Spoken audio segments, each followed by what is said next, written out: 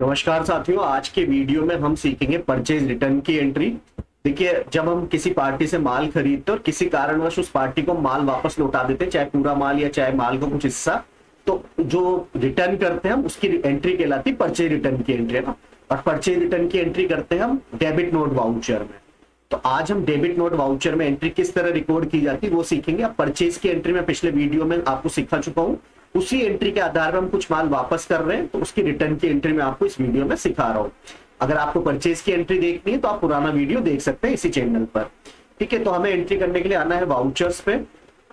Vouchers पे आना है। अब डेबिट नोट वाउचर खुलेगा F10 से, तो F10 दबाना है अपन को। F10 प्रेस किया, यहां से हमें लेना है डेबिट नोट। डेबिट नोट के लिए शॉर्ट की भी Alt F5 से भी आप डेबिट नोट ले सकते हैं। तो मैं एंटर दबा रहा हूँ डेबिट नोट पे।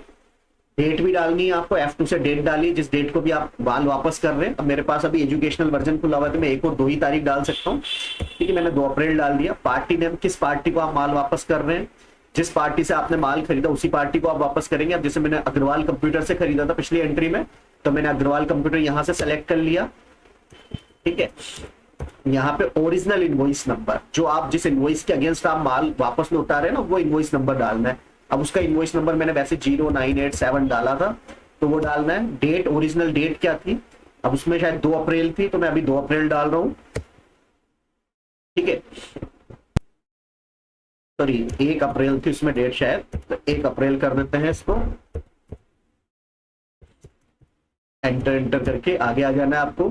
अब लेजर अकाउंट पूछ रहा है, तो हमें यहाँ पे कितने परसेंट पे हमने माल खरीदा था, 18% पे, तो यहाँ पे लेना है परचेज @18%। नेम ऑफ आइटम, जो भी सामान आपने खरीदा था और जो वापस आप लौटा रहे हैं वो सामान की डिटेल आपको यहाँ पे डालनी है। अब मैंने उससे एक ही आइटम खरीदा था, कीबोर्ड, डेल कंपनी का, 5 पीस खरीदे थे। अब मान लो मैं 2 पीस वापस लौटा रहा हूँ, तो यहाँ मैंने सेलेक्ट किया कीबोर्ड, क्वांटिटी में 2 पीस। अब मैंने खरीदते हो 250 रुपए में खरीदा, तो जितने में खरीदा था उतने में ही वापस लौटाएंगे, तो 250 रुपए पर पीस डाल दिया मैंने, टोटल 500 आ गया। फिर एक खाली एंटर मार के नीचे आना है।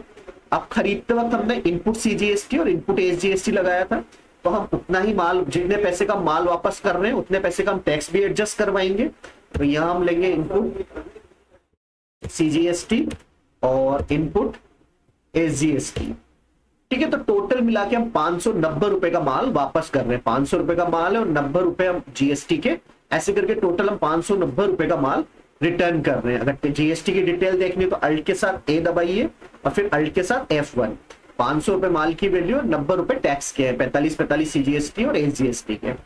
एस्केप से आप पीछे आ सकते हैं, एंटर करें, एंटर। ये प्रोवाइड GST डिटेल्स को यस करना है हमें। ठीक है, रीजन फॉर इशूइंग नोट, कि भाई किस कारण से आप माल वापस लौटा रहे हैं, तो यहाँ पे देखिए सेल्स रिटर्न वगैरह है। परचेज रिटर्न का ऑप्शन नहीं आ रहा है तो आप अदर्स ले लीजिए, अगर आ रहा है तो परचेज रिटर्न ले लीजिए। सप्लायर्स डेबिट नोट या क्रेडिट नोट नंबर, अब हम जैसे मान लीजिए इस कंपनी में या इसी ईयर में पहला डेबिट नोट बना रहे हैं, तो मैं इसको नंबर दे रहा हूँ DN-001। सेकंड बना है DN-002, DN-003, DN मतलब डेबिट नोट। तारीख कितनी तारीख को बना रहे हैं हम, 2 अप्रैल को बना रहे हैं। ठीक, एंटर करना है, एंटर करना है। फिर यहाँ पे लेना अगेंस्ट रेफरेंस। अगेंस्ट रेफरेंस का मतलब के बदले में, पुराने बिल के बदले में हम माल वापस लौटा रहे हैं, तो हम अगेंस्ट रेफरेंस लेंगे।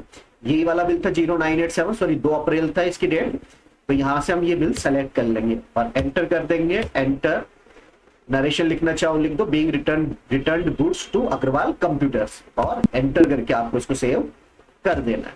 तो इस तरह से हम ये परचेज रिटर्न की एंट्री कंप्लीट करते हैं। अगली एंट्री में हम इस पार्टी को पेमेंट करना, इसका रिपोर्ट में इसका बैलेंस देखना है कि कितना बैलेंस शेष है, फिर उस बैलेंस का पेमेंट करना सीखेंगे। इसी तरह के वीडियोस आप इस चैनल पे देखते रहे और चैनल को सब्सक्राइब जरूर करें। धन्यवाद।